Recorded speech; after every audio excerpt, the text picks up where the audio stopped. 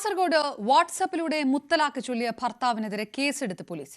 ദേലമ്പാടി സ്വദേശിനി ഖദീജത്ത് ഷമീമയുടെ പരാതിയിൽ വെളിഞ്ച സ്വദേശി ലത്തീഫിനെതിരെയാണ് കേസെടുത്തത്. സ്ത്രീധനം ആവശ്യപ്പെട്ട് യുവതിയെ നിരന്തരം മാനസികമായി പീഡിപ്പിച്ചതിനും കേസെടുത്തു. ദേലമ്പാടി അൽമദീന ഹൌസിലെ അബ്ദുള്ളയുടെ മകൾ ഖദീജത്ത് ഷമീമയെയാണ് ഭർത്താവ് ലത്തീഫ് ഫോണിലൂടെ 3 തവണ മുത്തലാഖ് ചൊല്ലിയത്. 2018 മാർച്ച് 18-നായിരുന്നു ഇരുവരും വിവാഹിതരായത്. വിവാഹ സമയത്ത് 25 പവൻ സ്വർണം നൽകിയിരുന്നു. പിന്നീട് കൂടുതൽ സ്വർണം ആവശ്യപ്പെട്ട് മാനസികമായി പീഡിപ്പിച്ചതായി ആദൂർ പോലീസ് രജിസ്റ്റർ ചെയ്ത FIR-ൽ പറയുന്നു. ഖദീജത്ത് ഷമീമ എന്നവളെ ഞാൻ തലാക്ക് ചെല്ലുന്നു. തലാക്ക് 1 വട്ടം, തലാക്ക് 2 വട്ടം, തലാക്ക് 3 വട്ടം. ഇതിനെ എനിക്ക് ഇങ്ങോട്ട് വിളിക്കാൻ കഴിയില്ല. നിങ്ങൾ മനസ്സിലായ? അതിന് വിളിക്കാൻ കഴിയില്ല, മെസ്സേജ് അയക്കാൻ കഴിയില്ല. നിങ്ങൾക്ക് നിങ്ങളെ ബൈ, എനിക്ക് എൻ്റെ ബൈ. ഞാൻ അന്നേ പറഞ്ഞിന്. ഓക്കെ.